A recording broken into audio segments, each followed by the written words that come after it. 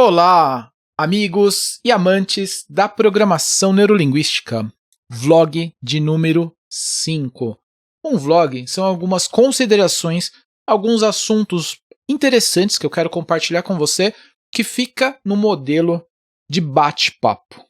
O assunto que eu trouxe aqui para a gente bater um papo agora, hoje, quero falar sobre uma coisa aqui bastante interessante com vocês, a respeito da responsabilidade. Eu me acho uma pessoa responsável em alguns assuntos. Em outros, talvez nem tanto. A responsabilidade eu tenho para mim que ela pede uma prática e ela pede uma consciência. Sim, ela tem que ter uma consciência. Nós precisamos entender, saber ou ter já vivido aquela situação para que nós consigamos extrair o nosso melhor, para que nós consigamos saber o nosso papel e aquilo que a gente deve fazer naquela situação. Não adianta eu cair num lugar onde simplesmente eu não trabalhei, não fiz absolutamente nada e vou falar assim, pô, aqui eu tenho que ser responsável, né? Mas como é que eu vou ser responsável? Uma coisa se eu não sei. Ou como eu vou ser responsável por uma coisa que eu também não concordo. Se você traz a responsabilidade para você, a responsabilidade eu penso que ela é como um chapéu. Eu penso que é como um chapéu, como o que a gente coloca e assim, eu sou responsável por tal coisa. Eu até falo no meu trabalho que o que difere, né? No meu trabalho a gente tem, né? Com o trabalho com TI, a gente tem algumas divisões dentro da nossa função mesmo, dos postos, dos cargos, né? A gente fala de júnior, pleno e sênior. Então existe essas divisões. Então, assim, júnior, a gente entende aquela pessoa que conhece um pouco, né? Que ela ainda está em desenvolvimento. O pleno, ele já se desenvolveu, ele é pleno em suas habilidades, ele conhece muita coisa, mas o que separa ele lá do sênior, né, que é uma pessoa, né, que é um profissional mais completo, é justamente a responsabilidade. Às vezes o pleno, aqui dentro do meu setor, é uma pessoa que ela conhece talvez até mais do que um sênior. Porém, o sênior, ele tem uma responsabilidade a mais. Então esse é um ponto aqui bastante interessante que eu quero compartilhar com vocês a respeito da responsabilidade. E eu comecei a pesquisar um pouquinho aqui. Eu fui lá na internet e falei assim, pô, esse assunto aqui a gente vai falar sobre ele hoje, legal. Mas o que é responsabilidade? Eu pesquisei sinônimos. Sinônimos tem algumas coisas interessantes aqui. Obrigações. Obrigações, linguisticamente falando, é uma palavra muito difícil. É uma palavra assim bem dura até, vamos falar assim. Porque obrigações, algumas vezes, elas diz respeito a alguma coisa que a gente tem obrigação de fazer. Claro, Marcelo, obrigação de fazer. Porém, uma obrigação é uma coisa que eu não tenho escolha. Eu não tenho escolha, simplesmente eu tenho que fazer. É uma obrigação minha. Então, que eu faça o quanto antes, né? Minha mãe já dizia, faz primeiro as suas obrigações, depois a sua diversão. Então, uma obrigação eu penso que é isso. Então, a gente leva a responsabilidade para um lado de obrigações também. E a gente vai falar de um outro sinônimo que é ônus, né? Tem umas palavras até bem difíceis aqui, munus, deveres, né? O ônus, né, na verdade. O ônus ele já é um pouquinho, ao meu ver, ele é um pouquinho diferente das obrigações. Como as obrigações é uma coisa ruim, o ônus ele já cai para mim como uma parte positiva. Veja você o que eu quero compartilhar aqui, o que eu quero comentar com você. As palavras, elas têm cargas e elas podem, né? Elas têm diferenças. Pô, por que existe uma palavra obrigação e por que existe uma palavra ônus? Por que um espertinho lá chegou e falou, eu vou criar essas duas palavras e pronto. Não. Não. Elas precisam ser muito bem empregadas. E na programação neurolinguística, a gente trabalha muito o que as palavras elas querem dizer. O que a palavra obrigação quer dizer? O que a palavra ônus quer dizer? A palavra ônus, para mim, ela já se liga numa coisa de um benefício que eu recebo através de uma coisa que eu deveria fazer. O ônus desse projeto. O ônus desse projeto para mim é uma coisa boa. Quanto se eu falar a obrigação desse projeto, estão todas falando sinônimos de responsabilidade.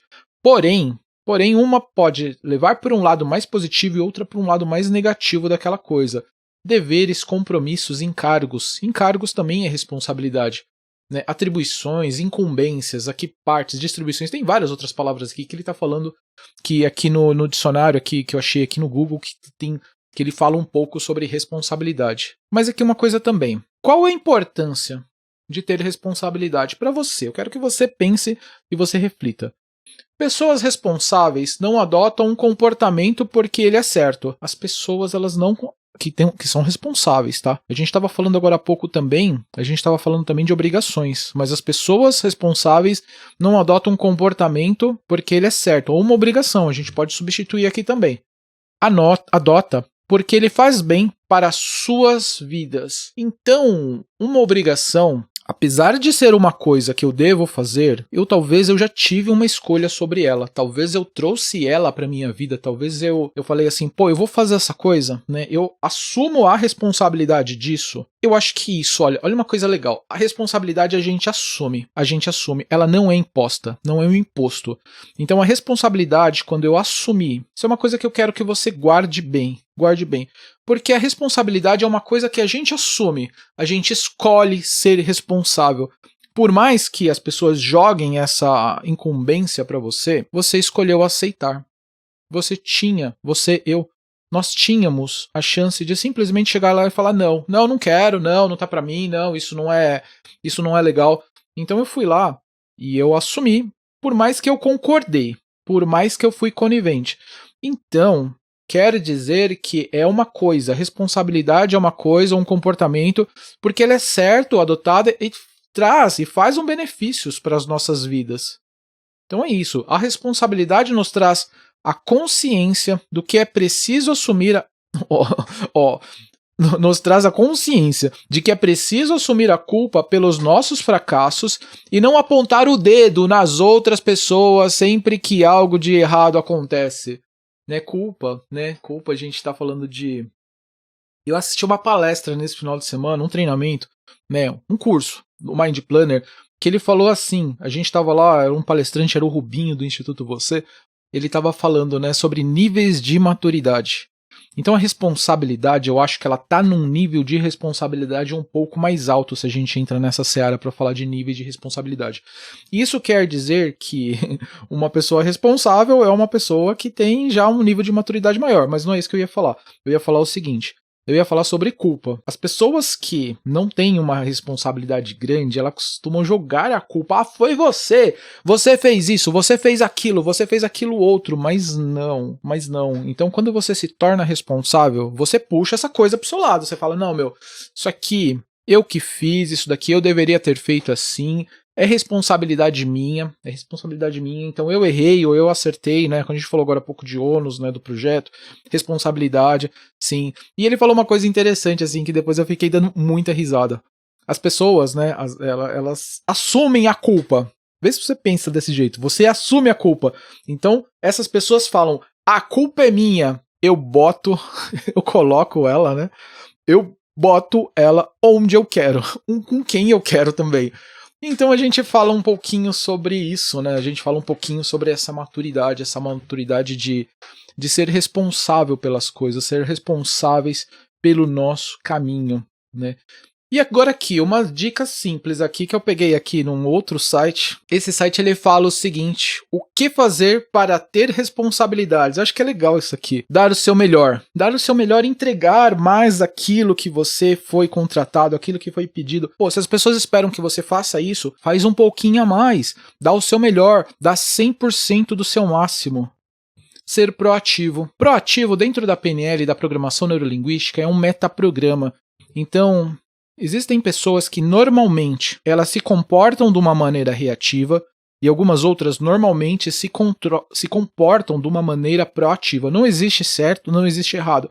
Porque em ambos os casos a coisa ela pode ser proveitosa. Não quer dizer que o reativo ele é errado. Talvez ele seja no lugar, talvez ele esteja fazendo a coisa que não é uma coisa para uma pessoa reativa, talvez ele esteja fazendo uma coisa que peça uma proatividade, mas às vezes o cara que é mais reativo, para ele é importante, porque ele tem que esperar a coisa chegar até ele não pode sair fazendo as coisas ao seu bel prazer e para chegar lá. Então ser proativo, cuidado com isso, mas ser proativo, você traz responsabilidades.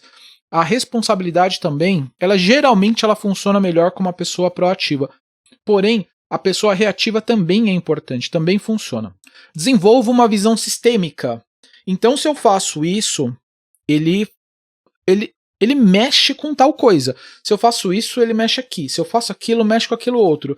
Então, quando eu estou atuando com a visão sistêmica, eu tenho que saber que uma pequena mudança e uma pequena variável, um pequeno ponto desse sistema, ele pode mudar o todo. E ele muda o todo. Então a gente tem que tomar cuidado com isso, e especialmente desenvolver essa visão sistêmica, desenvolver como uma rede de neurônios onde todas as coisas estão ligadas. Reconhecer a sua importância dentro da empresa. Senso de merecimento, senso de pertencimento, senso de eu faço parte, senso de que eu mereço. São coisas, né? São crenças que as pessoas elas se afastam um pouco. Assumir o seu papel. Meu papel é isso, eu vou fazer isso e eu quero entregar isso.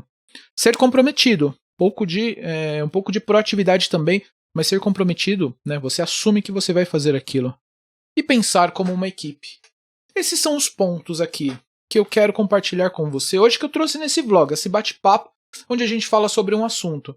E por qual motivo isso foi importante para você? Deixa aqui nos comentários. E se você ainda não deu um like nesse vídeo, dá um like aqui embaixo, clica no dedão e se inscreva no canal. Isso ajuda pra caramba para que o YouTube mostre esse vídeo para mais pessoas e gere relevâncias aqui para o novo Mindset.